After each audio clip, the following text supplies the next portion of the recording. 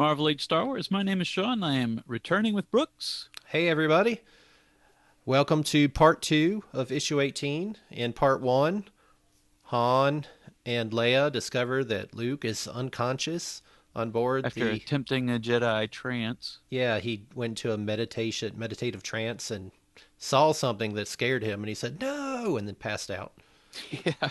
And so. Good trances in meditation don't usually involve that much screaming. So Luke and Leia are went wrong. trying to get him some medical help, and they get run into some Imperials. The Imperials, they blow up a TIE fighter, more TIE fighters show up, but between those two things, they find a wrecked ship belonging to who? The House of Tag? Tag. House of Tag. I don't know who that is yet, but I think we see them later, right? Yeah. During this era, they become a sort of good, low-grade baddie that they can deal with. It's sort of like in Mandalorian and stuff like that. We got to introduce somebody new that they can fight and defeat. When Mando's not going to fight Darth Vader. Right. So we have to find somebody from the lore, and House of Tag became an invented bad guy that they could keep bringing Kind back. of like a crime syndicate of some kind, I guess. Well, in the Star Wars universe, the House of Tag was just a prominent family, Oh. and they were a corporation. Tag Co. was their corporation. So It they're still pops up in canon aristocrats. Yeah, and in the actual movie, in the boardroom sequence where Vader chokes a dude out, Mm-hmm. Tag is one of the generals in the room. Oh, okay. So they have a lot of Imperial influence. Now, depending on what source you're looking at, people seem to suggest that Tag is the one who gets choked, but I'm pretty sure that guy's name was Mahdi. Yeah, I've heard Mahdi before. I think you're Tag's right. in the room, but somewhere along the line, I think that they settle onto that as that's not really a function in the comic book, but I kind of think that's where they ran with the name, and that general's brother becomes one of the prominent. Baron Tag will become one of the prominent baddies, and he hates Darth Vader, but not for that reason. So it doesn't really matter in the canon. Probably just jelly. Well, I won't spoil it. We'll find out. All right. So There's a anyway, story reason for his enmity. they come across a wrecked Tag ship, and there's a rebel pilot floating in space. They grab him, and he tells them that the Empire captured him and are trying to pin this wrecked Tag ship on the rebellion. Like they wrecked this ship on purpose, and they're trying to make the rebellion look responsible. And then, of course, more TIE fighters show up, and Han's taking off, and then he's like, we've reached our destination. And here it is. The wheel. The death trap. Yeah. Han, that's the wheel. Like, are you crazy? Yeah, Its that doesn't size. sound like a good place for us to go. Its size makes it appear closer than it is, but the wheel's reputation does not rest on its size. There are other constructions in the galaxy larger, more awesome. Well, I want to see those. Why you teasing me? The wheel is a monument to pleasure, to risk, to greed. And to those with a need or the desperation, it is also a monument to life and death. Sounds fun. I can see why you choose to bring a wounded Luke here. Perfect place. My father fought the building of this place when he was a senator. It's degrading. It's barbaric. It's the ultimate gambling palace, princess. The stakes are high, but most galactic citizens wouldn't have it any other way. Look how happy Han looks here. He's like, He's always smiling like an asshole. And since it's one of the few places where stormtroopers aren't permitted to poke their helmeted little heads, count me as a booster. Now, how is that? How is it that this place, stormtroopers aren't allowed into this place? Kind of makes the Empire seem less than imperial. Well, I'm sure they'll stay, but I guess the deal is that it's supposed to be sort of neutral for the sake of commerce. Commander Strom, we are now well out of our containment zone and into the wheel's immunity sphere. Regulation state. Regulations are merely tools for a creative and aggressive leader. Return to your patrol. I'm proceeding after the fugitives. I'm going to save that. I'm saving that line for someday some boss of one of our employers tells us about the regulations. Like, regulations are merely tools for a creative and aggressive leader. Go But ahead. just send it an email. Actually, just make that your electronic signature on your email. Yeah, I put that as my quote. Commander Strom. The Wheel Sanctuary is a courtesy of the Empire. As the Empire's chief representative in this sector, I elect to withdraw that courtesy until our troopers find and slay every being on that freighter. Meanwhile, Han immediately proven wrong. Just bronk. I can read the scope too, Chewie. That cruiser ain't giving up. Better strap in, your worship. This is going to be a real quick docking. Phrasing. Why doesn't he just jump to hyperspace and go to Yavin? I know, why not? I guess the wheel turned out to be a bad idea. Let's just leave. No, I'd rather crash land into it. The ship's not. Yeah, look at this. The ship's not damaged, Han. This isn't necessary. You were to go to outrunning the one place they see you going. He was already outrunning them. Lean on the retros, Chewie. Vroom!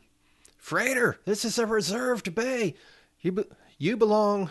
Okay, you belong on an exterior docking gantry, and your freighter's approach is too fast. All personnel, out of the bay! Low profile. I like how Chewie literally just says, bark.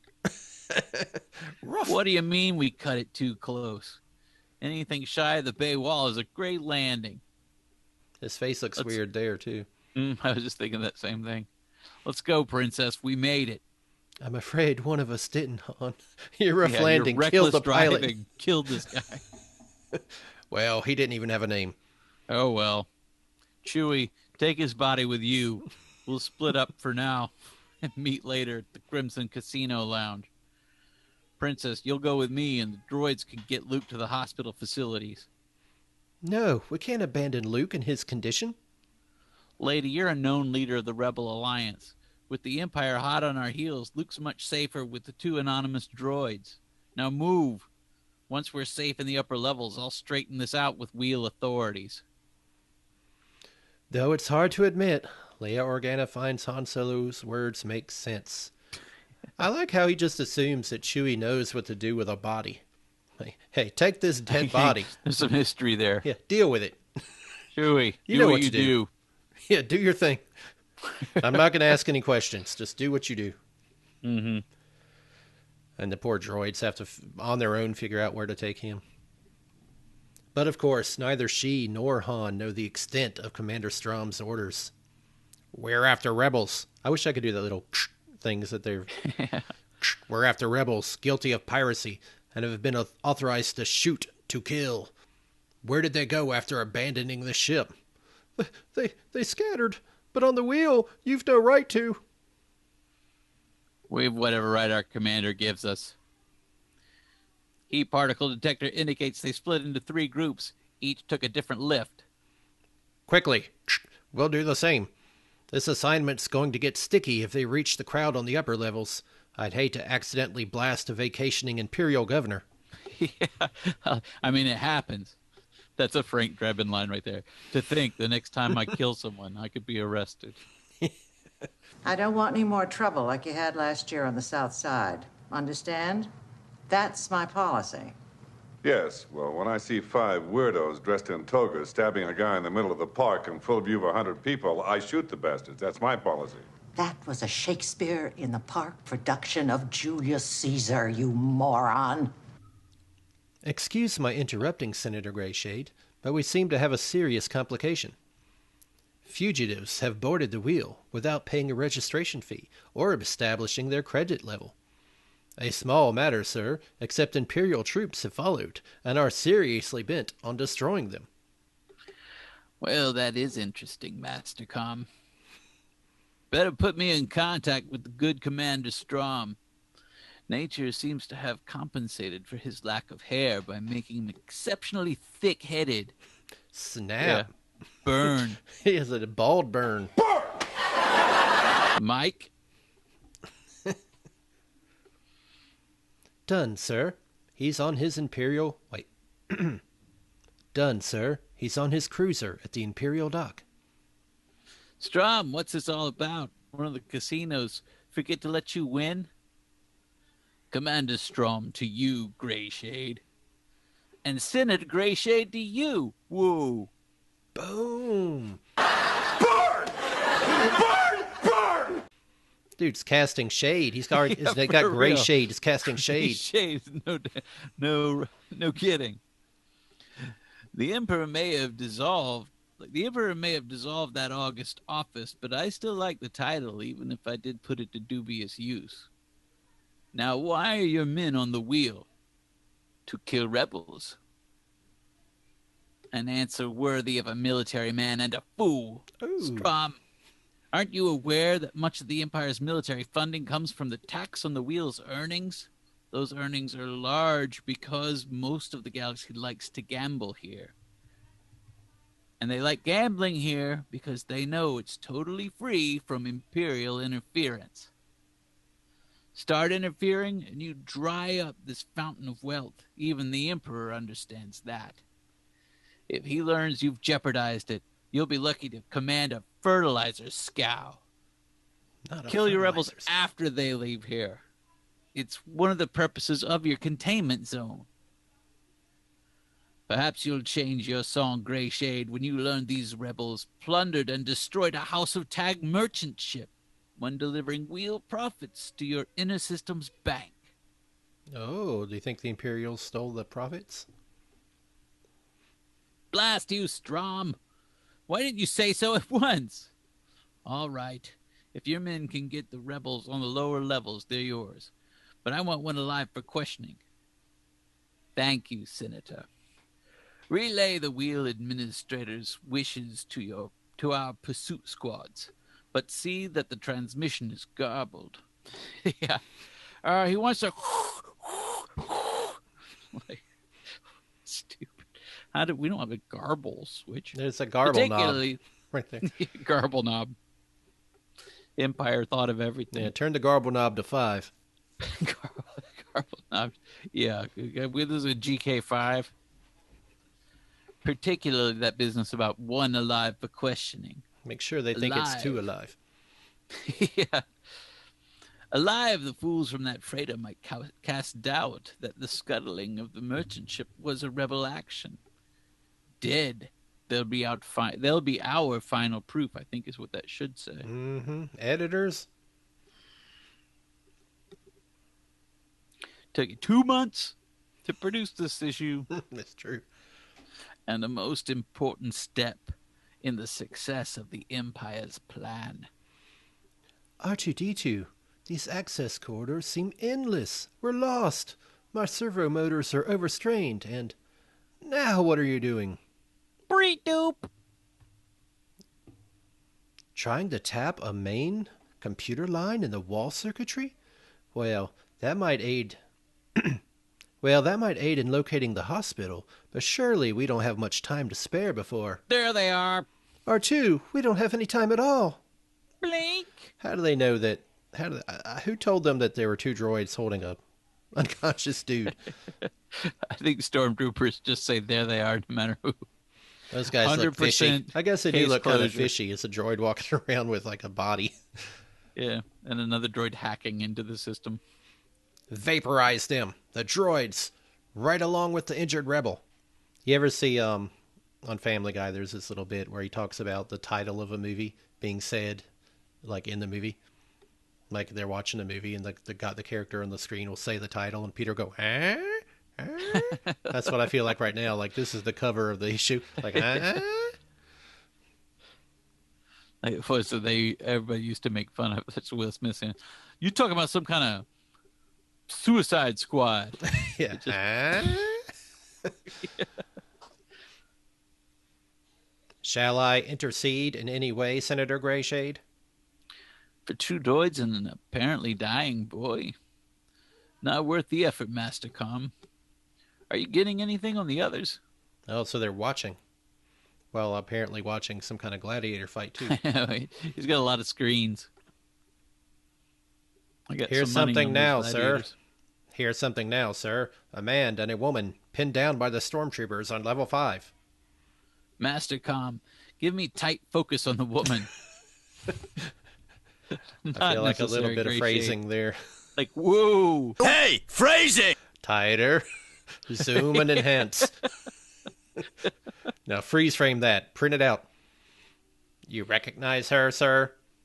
I do indeed, Master Com. Princess Leia Organa, loveliest of my adversaries in the Senate. And a rebel leader now. Either Strom doesn't realize what he's chasing, or he's more thick-headed than I thought. Master Com, it's time to act. Bum, bum, bum. I like his haircut. Next issue, The Ultimate Gamble. Oh, so the Empire attacks to the ultimate gamble. Nice. I feel like the art improved as we got deeper into the comic. Well, maybe they got a little bit more comfortable, but it doesn't seem like a good pairing. I want to look up some more, because Gene Day is not a bad artist. I'm trying to imagine some of his other work. Go back to the beginning and see. Where are the credits on this thing?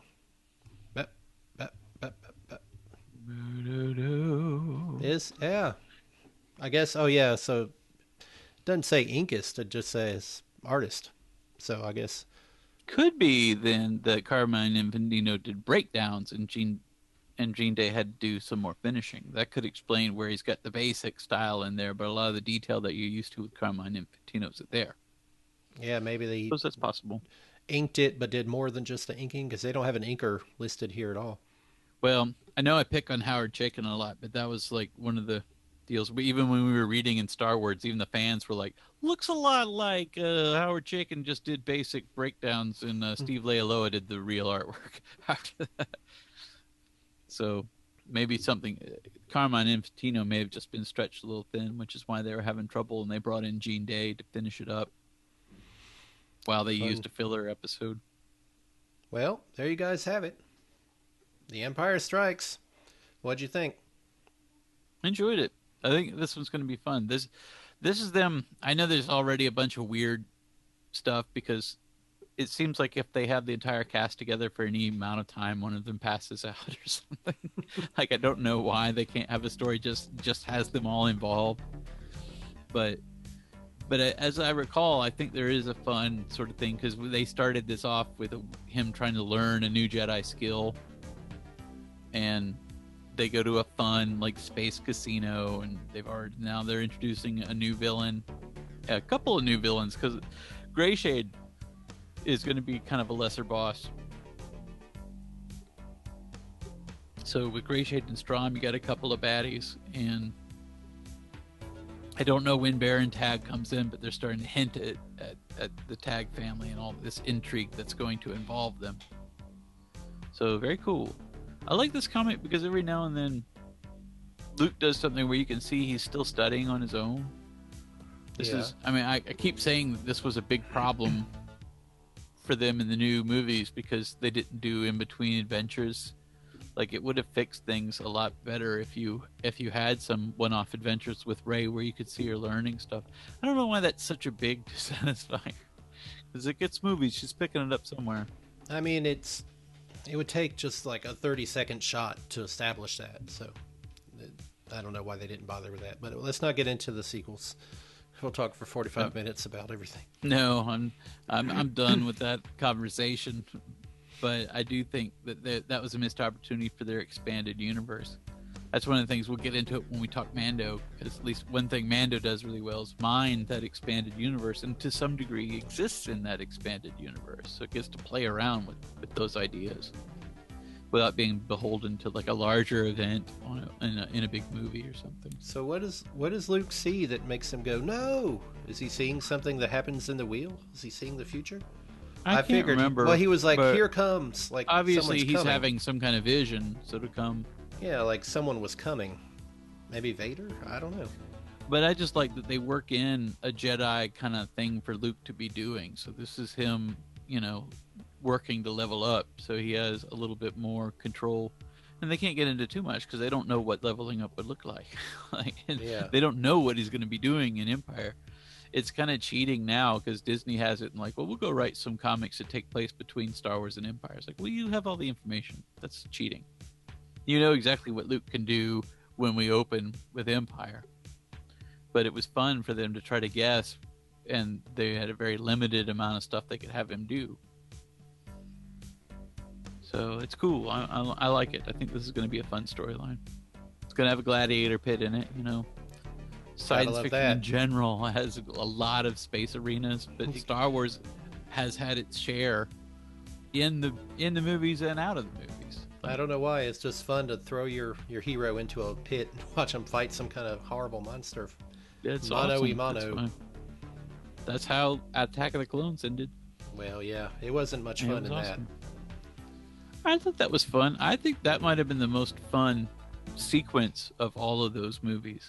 Really? Because it didn't tie into anything. It was just its own thing, and then you got to see a bunch of Jedis in a big fight, and then you had Django was there fighting Mace Windu, and they're fighting like space rhinos and all kinds of stuff. It's like a bunch of fun stuff, and they could just have fun with it because it wasn't supposed to be, well, there's going to be like somebody who grows up to be one of the major characters in this scene or any of that, or this is a pivotal moment that establishes something. Like, no, the rest of that movie, you know, when we're supposed to believe that Anakin and Padme are falling in love, it's like it doesn't work at all.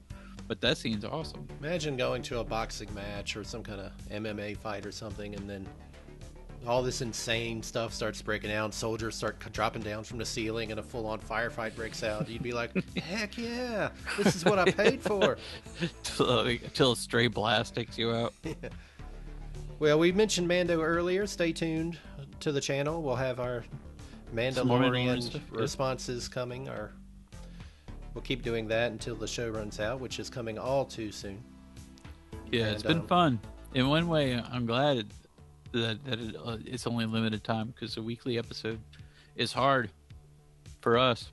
Well, if we make it through Mandalorian all the way through, it'll be a first for us in terms of completion to have done a watch along of that level, or a reaction. What do you want to call it? Yeah. Check out TV8MyDinner.com. Check out TV8MyDinner on YouTube. Getting active there again. Check out Sean's book on Amazon. Yeah, the Cosmic Unconscious is on Amazon if you're interested in the psychology of Star Wars. We got our Facebook channels if you want to go to TV8 My Dinner or Expanding Universe on Facebook. We are there. And stay tuned here, because we'll keep doing stuff. We'll come back. We'll have issue 19. We'll do maybe another show and tell if you like that. Give us a comment. Some more Star Wars, I'm sure. Yeah, Star Wars. Let us know what you think of these things. I really enjoy the Star Wars, so I feel like we're going to keep doing Star Wars regardless of feedback. Yeah, they're fun for me too. But if somebody said, I don't want to see your toys, I think we could be talked out of doing more as the show tells. But yeah. Well, let us know. We don't know. We're trying stuff. Just trying to get in your world, man. Yeah, dude. You know how it is. So we'll see you soon. Until then, my name's Brooks. I'm Sean. And bye-bye. Snoop.